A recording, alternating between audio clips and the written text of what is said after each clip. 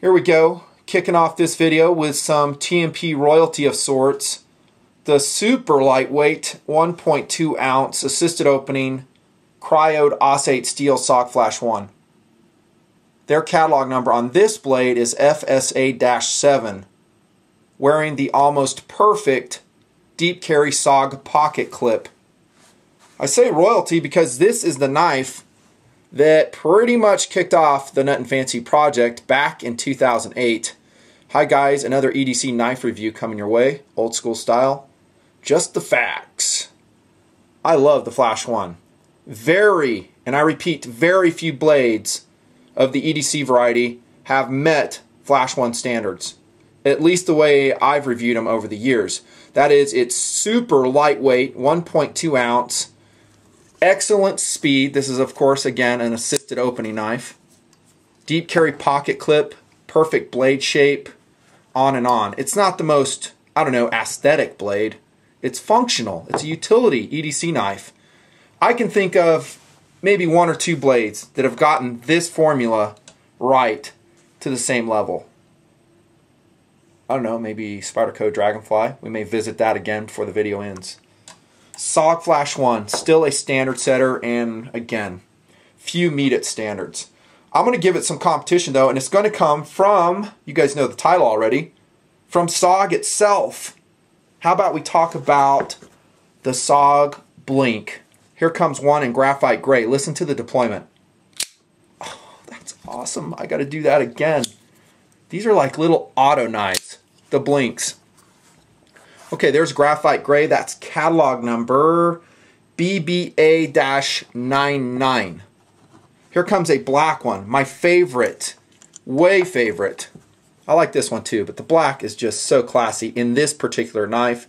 This is catalog number TBBA-99. Oh, man, that's fun to play with. Why haven't I reviewed this up to this point? You love SOG knives, Nutnfancy, right? Absolutely, I love SOG. They get so many of their blades right. Well made, great materials, all the stuff I've raved about over the years. I don't really have a good answer, and I have to thank Chris at SOG, Chris C. We touched base with SOG at SHOT Show 2012. What a great and fun booth review we had with Chris. He is passionate about the blades, is extremely knowledgeable, and I have to thank him because he put the bug in my ear for the Blink. He's like, dude, you haven't reviewed the Blink yet? And I was like, no, I haven't. I didn't have a good answer. I kind of had an answer, and that was, for whatever reason, and I'm going to admit that I was incorrect, I always thought of the Blink as being kind of a heavier knife, and I was completely wrong with that. It's only 2.2 ounces. Here we go now, though, talking about the Blink. I'm going to jump right into it. Philosophy of use. Well, it's just like the Flash 1. A perfection EDC blade. Heck, you could carry, I don't know, 2 of these on your person, no matter what system you're running. Backpacking, tactical, law enforcement, civilian EDC. You wouldn't even know you had them. This is close to it. This is a small knife. I already told you the weight at 2.2 ounces. Because it's so small, it kind of feels a little bit heavier than it is. It has a very stout and solid feel to it. In the realm of EDC, it is just as perfect as the SOG Flash 1. Almost. Still, I know it's just an ounce we're talking about here, but 1.2 ounces still blows my mind. It just blows my mind, especially for a blade of that size. Drop point, full flat grind, all that stuff I've raved about forever. EDC perfection. It's actually kind of intended as a gentleman's knife, a money clip knife. You can see the clip there. So someone who doesn't want to run with a wallet, in other words, you want to be not like George Costanza and his huge wallet. God, that was a funny episode. Run with a money clip. I didn't use it as that. I just clipped it in running the Blink over a period of about 2 months, and it was this blade that I carried, the black one. It'll show a little bit of wear on it. There you go. That's philosophy of use. Oh, I'll throw in one more. How about a gift item? I'm sorry. It's affordable. It's an awesome gift item. It's basically the same speed as an automatic blade. You know, the autos are cool. They're fun. They're special. They have second kind of cool. This does too, to a certain level. And it definitely has the same speed as an automatic knife. It just doesn't have a dedicated deployment button. You're going to actuate it with a thumb stud, assisted opening. The blade is 2¼ inches in length and it's 0.1 inches in thickness. Perfect, if you ask me. And if we compare it against its competition, which is its stablemate, the Flash 1, pretty much identical in that. And that'll take us to steel. Cryogenically treated OS 8 is what they're currently making it out of. A superior choice. Maybe I shouldn't say superior choice because there's a lot of great steels out there, and you guys know that I'm not really a steel snob.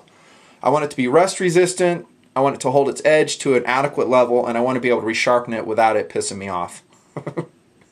In other words, that I don't want like working at a blade all night long to get an edge on it. That's just wasted time. You won't have any of those problems with the OS 8. It is outstanding. Finer grain structure from the cryo treating. One of the very few production places that does that, especially at this price point. Well done, SOG. I love OS 8, and this is true OS 8, not a derivation of it. The blade shape is drop point and it's stubby compared to some competitors, including the Flash 1. This is a great knife, though, and we're talking about the EDC POU, to just have on your person when you need to make a fast cut. And you remember what I say in a lot of my tactical folding knife reviews, that I don't like the bigger blades for EDC. To me, they're harder to maneuver. It's too much. If I'm cutting open a package, cutting some cordage, I don't know, cutting some type of whatever material, I generally don't want a knife this big, and I'm just using this and picking on it because it's here. The HOG, I'll call it the HOG, the HOG EX01. It's big though. For me, too big for EDC. So when I do those reviews and I say I prefer a smaller blade, I'm thinking of the ones on the table. Specifically the Flash 1. I told you it's a reference standard for me. It has been since 08. Nothing's changed. The Blink goes right along with it for that. Great blade shape. Let's take a quick peek at the tip. I don't have a SOG box here. I do have a 22 Aguila subsonic box. We use that. Yeah, I've been shooting lots of subsonic lately. That's a perfection tip. Lots of belly in it. It's full flat ground as well. Oh my gosh, well done. I love this black tie-dye one. Good looking. It's a durable coating. It will last in my experience. It's not Teflon. Now we go into speed, and we'll start off with the thumb studs, which are ambi. Put that right there so you can focus maybe. No volcano issues on those at all. They're perfect. Perfect, perfect. Speed is a 10 out of 10. Easy on the Blink. And Chris was telling me that. He's like, man, you got to play with the Blink. It's addictive. And he's right. Lockup and strength on the Blink. Excellent. Now, one thing about the Flash series, I'm talking Flash 1 and 2, there is usually a slight amount of movement right here. It's been that way. You can tweak it out. It has adjustable pivot point. So does the Blink. Same lineage, same heritage. We're talking SOG here. A little bit of wiggle. Up and down, tiny amount. For whatever reason, I've never really criticized that in the Flash too much because it's such a lightweight and fast knife. You can tweak that out. You got to be careful though because you may slow it down. Let's check out the Blink. And we'll do the black version here.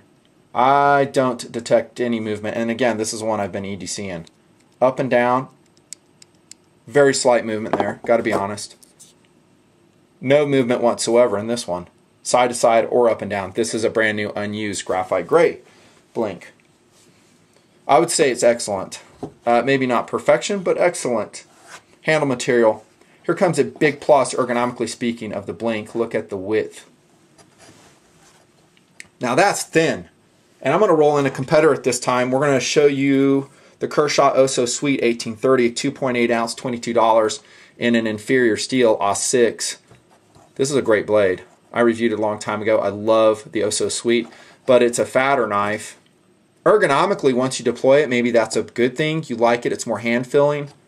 Carrying it, though, perhaps, depending on how much room you have in your pocket, this would carry better.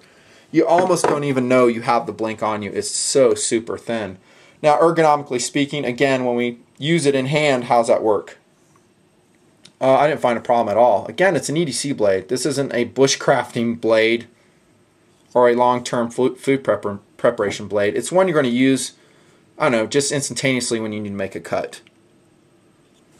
6061 T6 handles on this, and there's some steel in there too. This portion right in the back, it is a lock back design, assisted opening lock back, and there's a safety, which by the way is completely unneeded. in my estimation. But SOG puts them on there. They always have. They put it on the Flash series. Aegis series has it. That's just their company philosophy. They do that. But back to the weight, 2.2 ounces. Some of that weight is actually these steel components right here, which actually give the knife the strength and the lockup that it has. The handle scales themselves, though, are nothing but aluminum slabs. You might get some lint down there. You can blow it out with compressed air, so it's not a flow-through design. No jimping. Don't know if you need it. It's such a tiny knife. And that'll take us to clip. I actually love the clip on this. It's a relatively deep carry. I gotta be honest though, the Flash one still blows it out of the water for deep carry. I mean, in this philosophy of use, I'm not trying to hide the knife. I'm trying to prevent losing it. Especially when I'm backpacking. Any handle that protrudes out of my pocket, brush will catch it and it'll flip it out and it's gone. I'm not saying that the Blink is, you know, the #1 choice for backpacking, but you're going to have this portion of the handle sticking out. That being said, it is a very strong clip, getting to maybe its money clip intentions. One screw only, but it attaches at the bottom of the handle here, so it's pretty rock solid and it's very low profile. No goofiness going on there. So overall, awesome design. I just wished it carried just a little bit deeper. And that'll take us to durability on the Blink. Well, let's look at the Flash 1 perhaps for that. I have about 5, I've even lost track how many Flash 1s I've purchased over the years. I have them integrated into various systems too because they're so lightweight. And all of them have just survived well. I've had no breakages, no problems. Oh, there is one. And I think I told you about this. I actually tweaked the bayonet clip and I think I've even messed with this one. And I broke it because I was using some pliers on it, trying to tighten it up, and it's hardened stainless steel. So it can't really take bending that well. I broke it.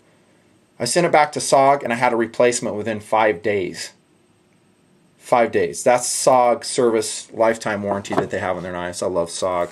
The Blink will be exactly the same when we talk about warranty, and perhaps even better since it's a full aluminum handle.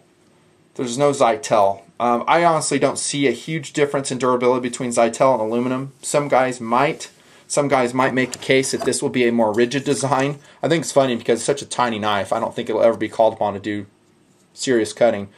So torsional rigidity in the aluminum handle might be a little bit better than the Flash series. Durability, I will say, therefore, especially with the osate steel, it will rust on you. Watch out. That might be a case for going with the black tie-dye coating. A+ though. We get to value. Let's see. I'm going to ballpark values. I usually don't like doing this because they change over time, and guys lament it when they don't go out and buy the knife, and then price goes up and they're totally bummed. Here we go, though. I'm going to say the graphite gray around $34, and I will say the black version, if you can find it, they sell very well, around $38, maybe $40. Look in the upper right, that's my recommended retailer, and I might even save you more money off those prices. I use the clout of the TMP buying audience to get you those deals, by the way. So we are kind of a community in the Nutnfancy project, and it stokes me when I can save you guys money. That's value on the knife. Let me show you some competitive offerings, if I can speak. Here comes a Dragonfly again. I reviewed this a while back, and I criticized it for having no jimping. I got skateboard tape here. They've since improved that. I said very few knives get the weight right. This one does. It's also 1.2 ounces, same weight as the Flash 1. I said it in the review. This is going to run about $32. I think the price has gone up on them, though. It's also a lockback design. It's unassisted. This version has an integrated Zytel clip. That's a great choice. Very cool. It has a different blade shape, though. I mean, it's, you know, the leaf blade, a little bit broader. Good tip on it. Here comes another SOG offering that I absolutely love. The Twitch 2.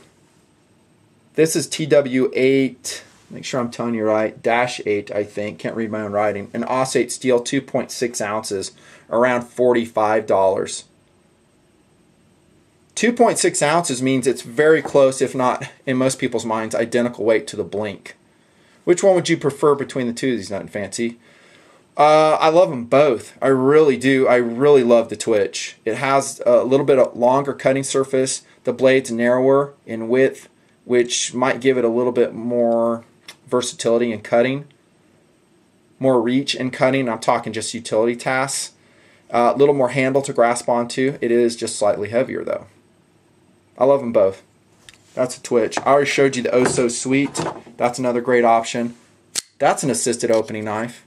And I haven't kept track on if they upgraded the steel on this one. The AUS-6 steel is very soft, sharpens readily. This one sharpens really well actually. And once deployed, like I said, handles very ergonomic, very awesome. How about a Kershaw? Classic. This is royalty in the Nutnfancy project, the Skyline. Lots of TMPers have this knife. Lots of TMPers. It's about the same weight. 2.4 ounces, and the blade, I used the gray one for comparison here, is a lot bigger than the Blink. So perhaps you need to think on, and I'm not talking about buying, I say just go buy your Blink. You're going to use it. But when you go out in your daily tasks, you go, hey, I'm going to choose between the Skyline and the Blink, which one's best to carry. You might think, well, this does have a little bit more reach. It is hollow ground, not full flat grind. And now the steel is 14C28N, which is a good fine grained steel that I like. Kershaw proprietary choice. Another choice there. And let's see what else do I got. I'll just call it good. Couple competitive options right there. The Blink rocks. It is a gentleman's knife, and it carries, I find, really nicely in interior pockets of your pants pockets. I'm talking like if you're wearing a suit and you have a change pocket inside, the Blink is ideal for that because it's so flat and unobtrusive. It's a perfect work environment knife that if you don't want to have it exposed, let people know that you're packing a blade, go with the Blink. Huge accomplishment, again, from SOG, making some of the best EDC knives in the world. That's a Nutnfancy review. See ya.